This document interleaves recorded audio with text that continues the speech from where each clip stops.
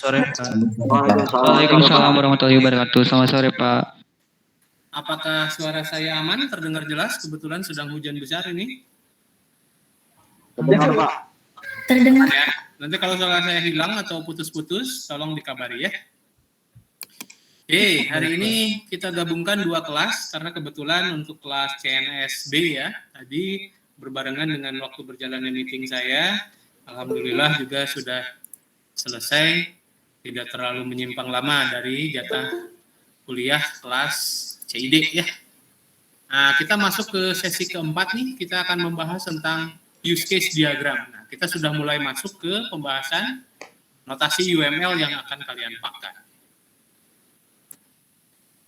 Oke, apa itu use case diagram?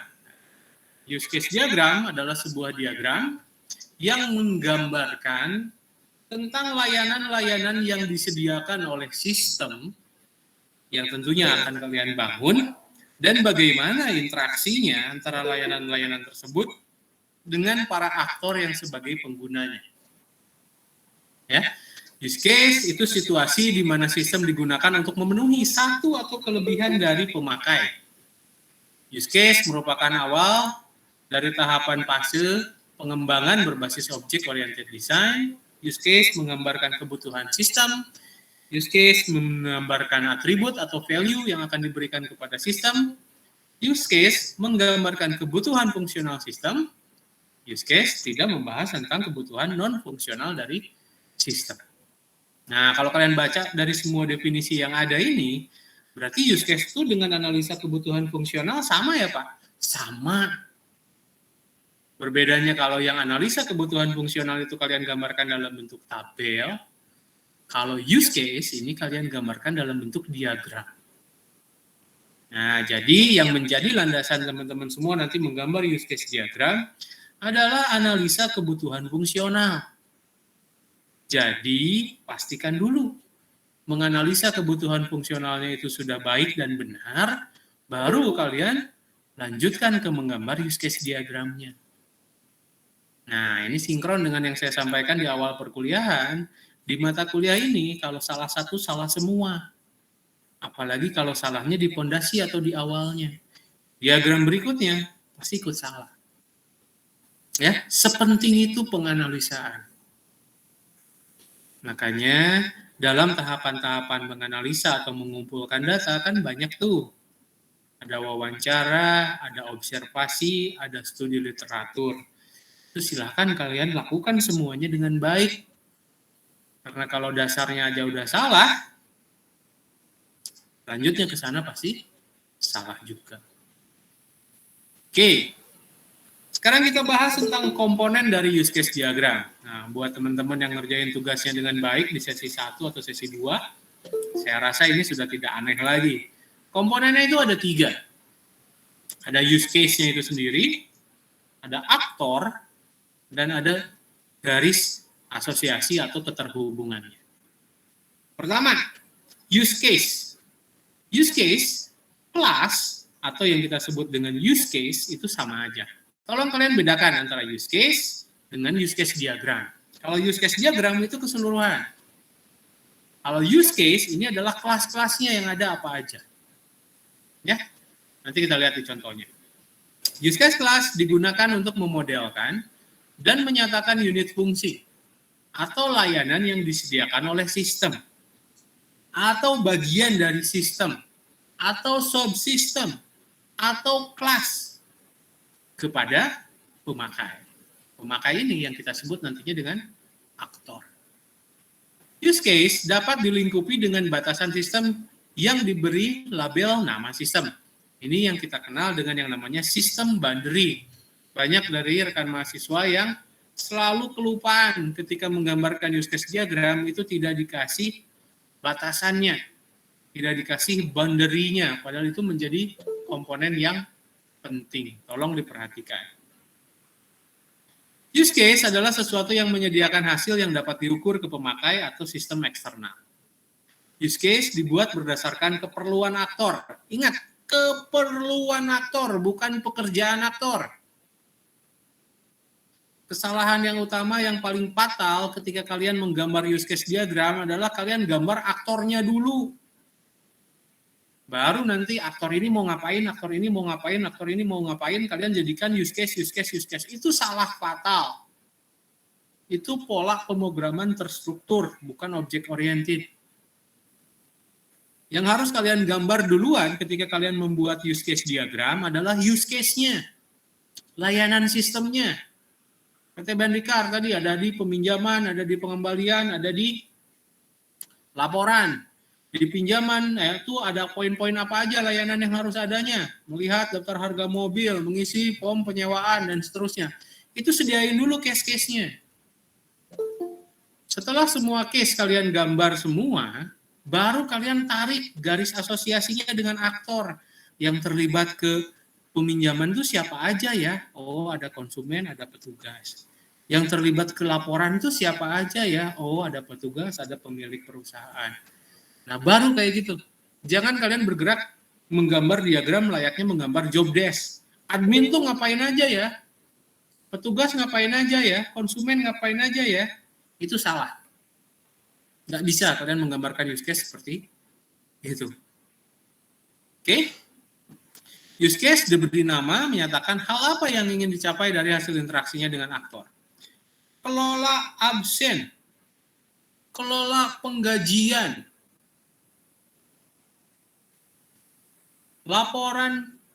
kelola laporan keuangan. Nah, kata kelola nanti akan jadi sahabat terbaik kalian biasanya, karena yang paling gampang kata kerja yang dipakai ketika menggambarkan use case menggunakan kata kelola.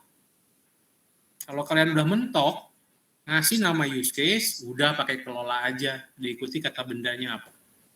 Jadi terdiri dari kata kerja, diikuti kata benda. Use case digambarkan dengan simbol ellipse. Ya. Nah, di sini kaidah-kaidahnya tadi. Use case biasanya menggunakan kata kerja, ini sudah saya sampaikan. Nama use case boleh terdiri dari beberapa kata.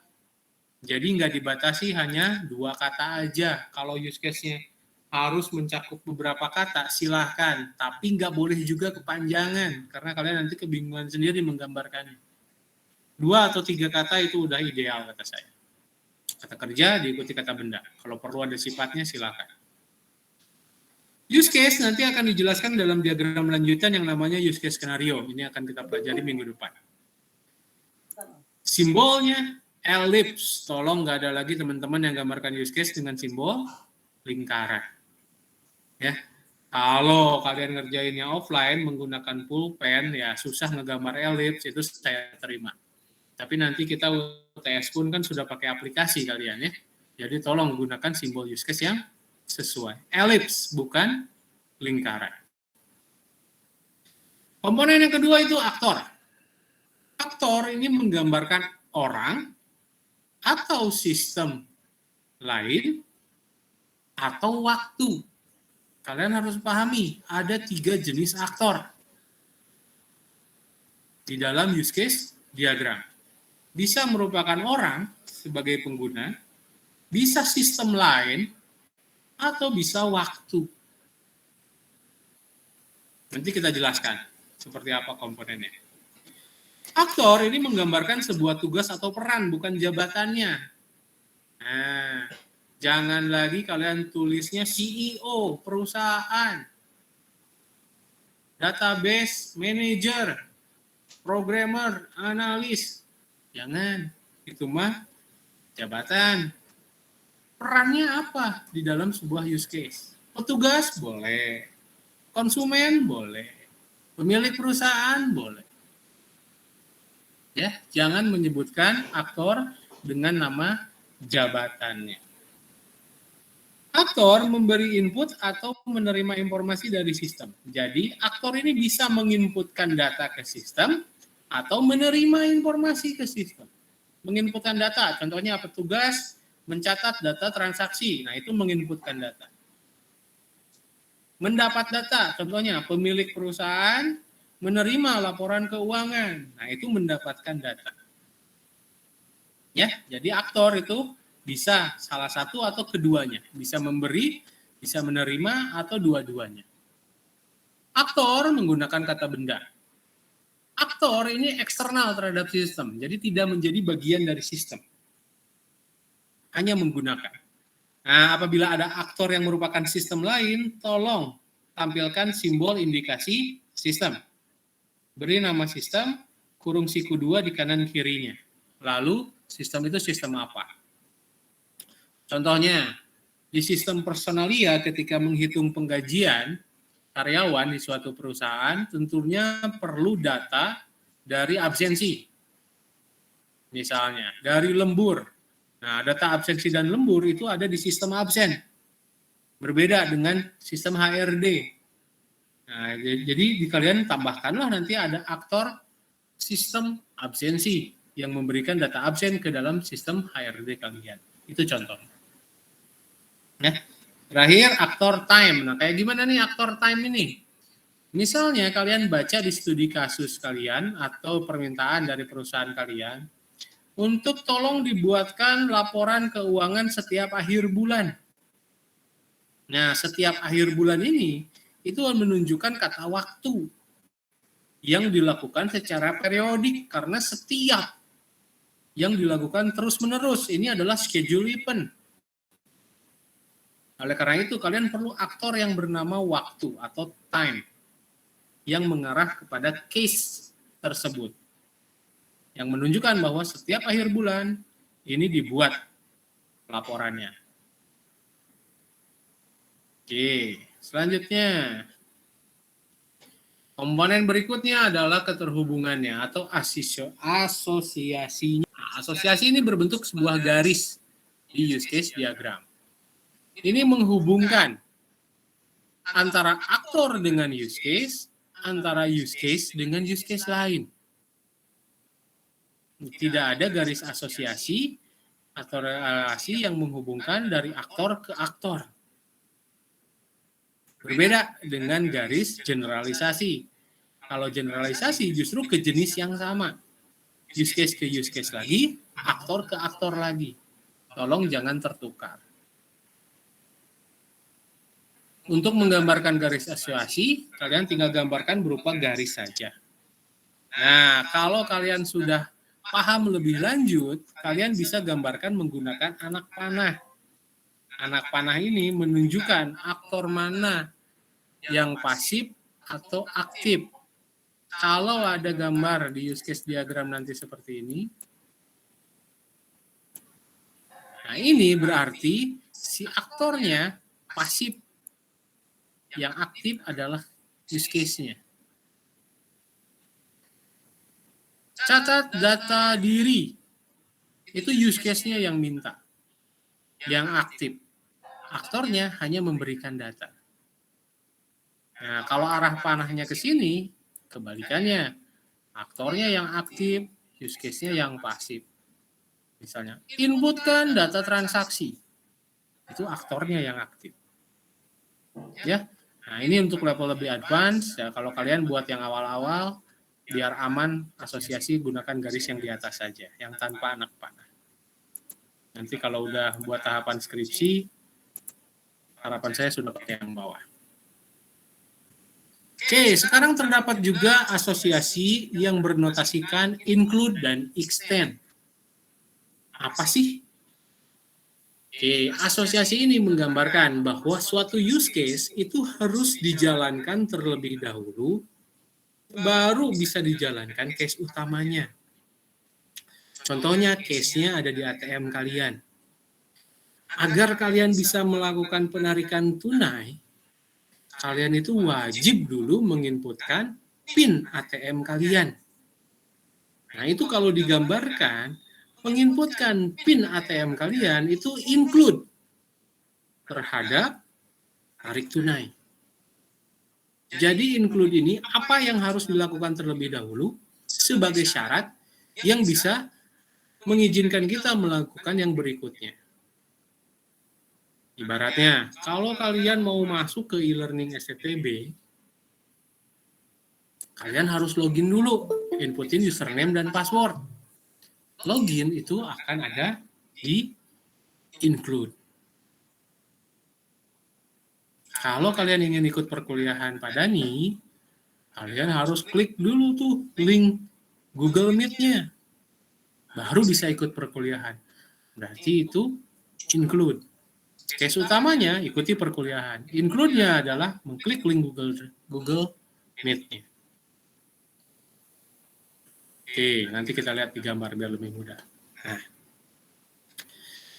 di sini ceritanya kalian datang ke sebuah bank dan hendak membuka rekening. Nah, syarat untuk membuka rekening di sebuah bank adalah kalian harus memberikan data pribadi kalian. Kalau kalian nggak memberikan data pribadi kalian, ini tidak kalian berikan, berarti ini nggak bisa dilakukan. Gitu logikanya. Dan gitu juga pada kenyataannya. Nah, jadi agar kalian bisa buka rekening, kalian harus memberikan dulu data pribadi, baru buka rekeningnya bisa dilakukan. Itu yang disebut dengan include. Ya. Dan ingat, penggambaran include ini harus ada di sebelah kanan di area sini atau di kirinya dari case utama. Horizontal. Kalau lebih dari satu gimana, Pak? Ini case utamanya. Nggak masalah di atas atau di bawah selama posisinya ini ada di area kanan atau area kiri. Oke? Jangan sampai kalian menggambarkan include di atas atau di bawah. Ini salah. Ya, ingat kaidah penggambarannya. Ini yang selalu dilupakan soalnya. Selanjutnya adalah extend. Nah, ini kebalikannya dari include. Kalau extend ini adalah perpanjangannya. Setelah case utamanya diselesaikan, kita bisa memilih case lanjutannya. Contohnya misalnya di laporan. Kelola laporan, itu case utamanya. Extend-nya adalah laporan keuangan kah? Laporan harian, laporan bulanan, laporan laba rugi, laporan denda, laporan peminjaman, laporan pengembalian, laporan apa? Jenis laporan yang bisa dikelolanya. Itu jadinya adalah extend. Perpanjangan. Contohnya di sini, buka rekening. Extend dari buka rekening adalah buka deposito. Nah, jadi kalau di sini bacanya, kalau kita sudah memiliki rekening, maka kita berhak atau bisa memilih untuk membuka deposito. Kalau yang include, kita nggak akan bisa buka rekening sebelum kita mencatat data pribadi kita. Ya, include adalah syarat, extend adalah perluasan. Kalau kalian sudah ke ATM, masuk ke menu utama, extend-nya kan banyak. Tarik tunai, setor tunai, pembayaran, pembelian, transfer, dan lain sebagainya. Itu extend, perluasan dari fungsi ATM, dari layanan ATM. Kalau kalian ingin pakai layanan ATM, kalian mesti masukin dulu kartu ATM dan masukin PIN secara benar, itu include. Karena itu adalah syarat yang harus dilakukan dahulu agar kalian bisa menggunakan layanan ATM. Oke? Jangan sampai tertukar. Nah, sekarang notasinya. Untuk menggambarkan include, gunakan panah putus-putus. Ini slide-nya belum diupdate nih. Panahnya putus-putus, mengarah kepada apa yang di-include-kan, dan tuliskan kata include dengan burung siku. Kalau extend, panahnya putus-putus juga. Anak panahnya ada di main case-nya. Di case utamanya, bukan di apa extend-nya. Terbalik.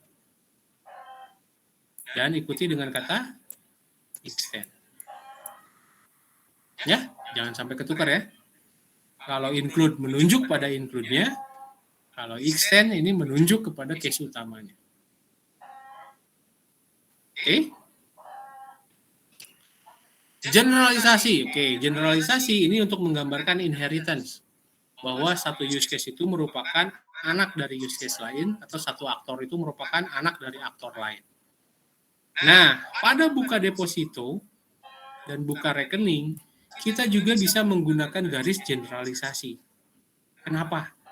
Karena atribut yang dimilikinya itu sama. Buka rekening dengan buka deposito itu poin-poin atributnya sama. Yang membedakan hanya jenis tabungannya.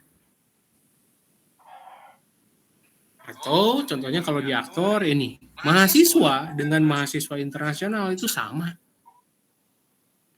Ya, yang membedakan itu hanya kewarganegaraannya. Punya nama pasti punya nama, punya NPM pasti punya NPM. Nah, itu bisa kita gambarkan menggunakan garis generalisasi. Meskipun ini nggak wajib. Ya, cuman kalau kalian gambarkan akan lebih baik. Terakhir, sistem boundary. Sistem boundary ini batasan yang membatasi antara use case dengan aktor. Nah, ini garis ini sistem boundary. Garis ini sistem boundary. Ini tolong jangan lupa. Banyak yang suka terlewat. Oke, kita perhatikan yang gambar sebelah kiri. Kira-kira itu use case untuk sistem apa?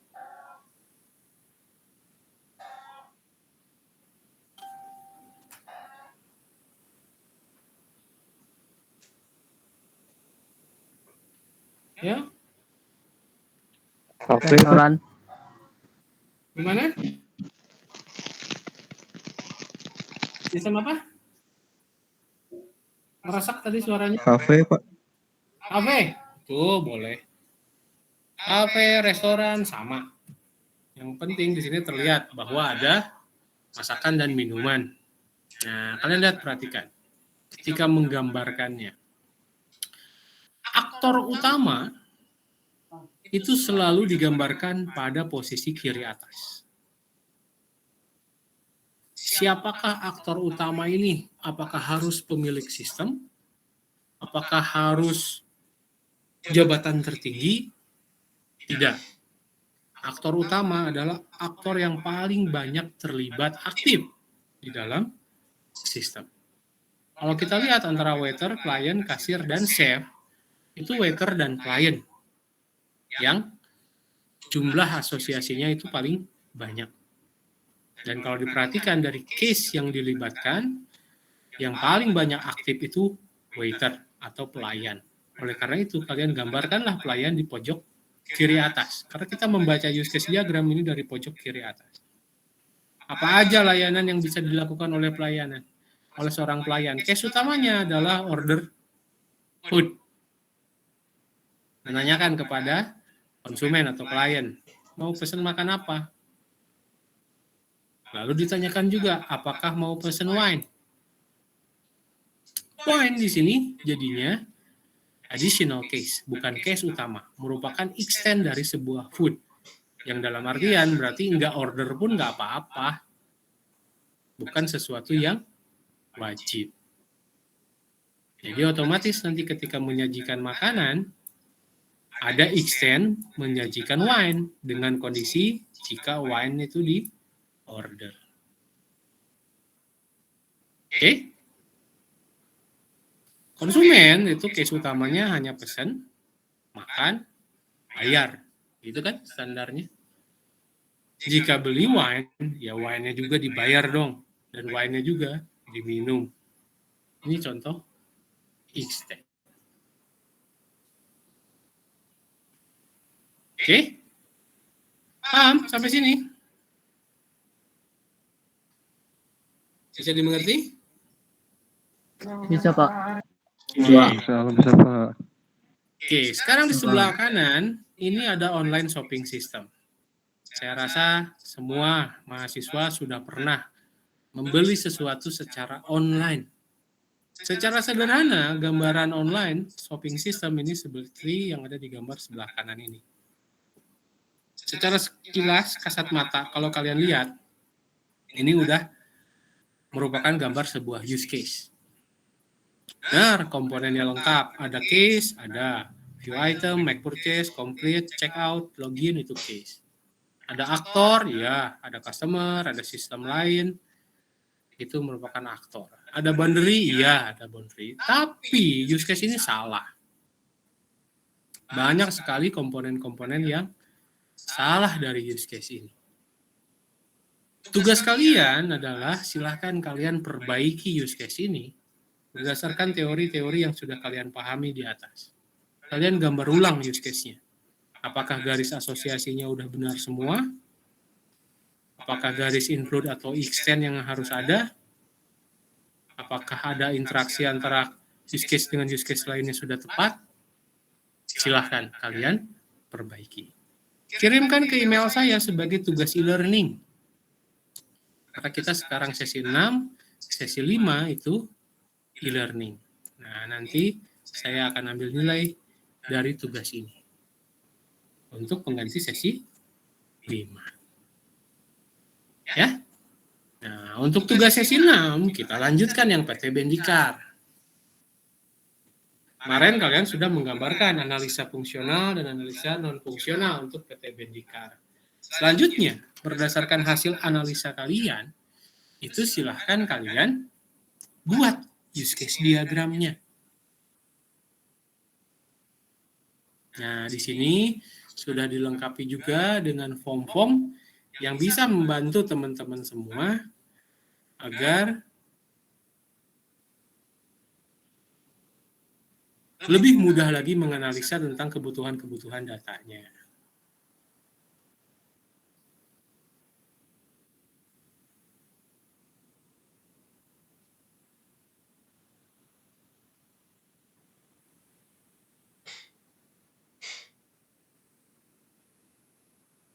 Sebentar ya, saya ada telepon dari Pak Ketua, ditunggu.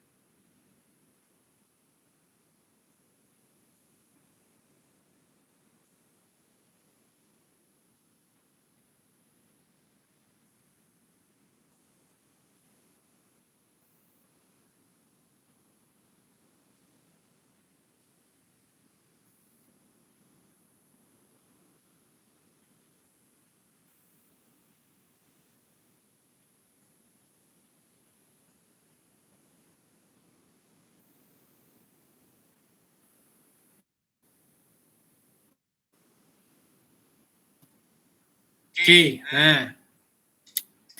Kalian sudah diajarkan normalisasi belum ya? Sudah kan ya? Kalau tidak salah ya? Pada belajar RPL ya? Benar apa benar? Benar Pak, sudah. Benar Pak, sudah. Nah, normalisasi nanti bisa kalian lakukan untuk form-form yang saya tampilkan di sini agar nanti kalian mudah untuk menggambar ERD, Entity Relationship Diagram, beserta kardinalitasnya dan juga tabel-tabel kamus data yang akan dipakai di sistem kalian. Nah, dari form-form ini silakan kalian analisa, kalian lakukan normalisasi. Kalau saya lihat secara sekilas di sini ini minimal jadi 3 buah tabel minimal. Mungkin bisa lebih banyak lagi kalau kalian benar-benar sampai ke third normal form. Nah, silakan formulir sewa, formulir pengembalian, kwitansi pembayaran. Nah, ini nanti kalian simpan baik-baik karena kalian perlu untuk melakukan analisa kebutuhan data dalam bentuk entity relationship diagram yang nantinya akan kalian pakai untuk mengembangkan kelas diagram. Ya, lengkap tuh, ada daftar harga sewa juga. Ini prosedur yang kemarin, prosedur. Nah, tugas kalian tadi Silakan kalian buat use case diagram dulu berdasarkan penganalisaan kalian. Contoh termudah ketika kalian membuat use case diagram, ada beberapa case yang harus kalian buat. Di tabel analisa kebutuhan fungsional, di bagian high priority, itu semua pasti akan menjadi main case dan wajib ada. Kalau high priority kalian ada 10, ya berarti minimal case utama di use case diagram kalian itu ada 10.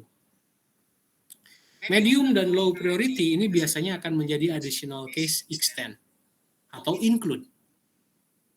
Yang pasti posisinya ada di additional case. Nah, nanti selesai kalian membuat semua case-case-nya, silakan kalian tuliskan aktor-aktor yang terlibatnya. Di sini aktornya belum banyak. Cuma ada petugas, penyewa sama pemilik ya, kalau tidak salah. Nah, coba kalian lihat. Ada nggak aktor yang kurang? Kayaknya kurang deh satu lagi. Oke. Ada yang ingin ditanyakan? Tugasnya.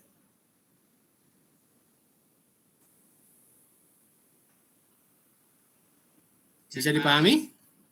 Maaf Pak, izin bertanya. Silakan saya. Kalau misalkan yang use case ini Pak, kan tuh kalau misalkan order food ke order wine itu kan extend ya. Tapi bisa nggak dari extend itu Ada extend lagi? bukan include, tambah include? Tidak bisa. Tidak bisa. Tidak bisa. Oh baik Pak. Include dan extend itu hanya bisa berhubungan dengan satu main case saja. Main case, extend-nya apa, include-nya apa. Bisa punya dua-duanya Pak, ada include-nya, ada extend-nya, bisa. Tapi yang menjadi extend atau additional case, di include atau di extend itu, nggak akan bisa punya anak lagi.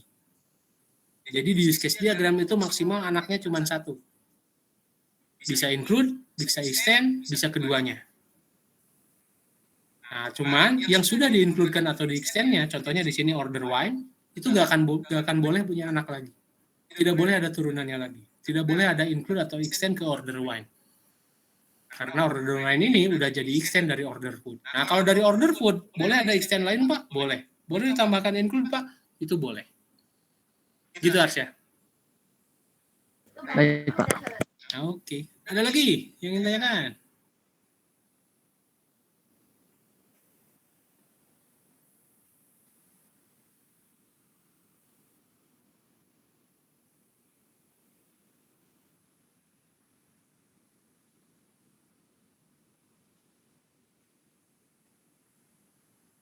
Ada lagi?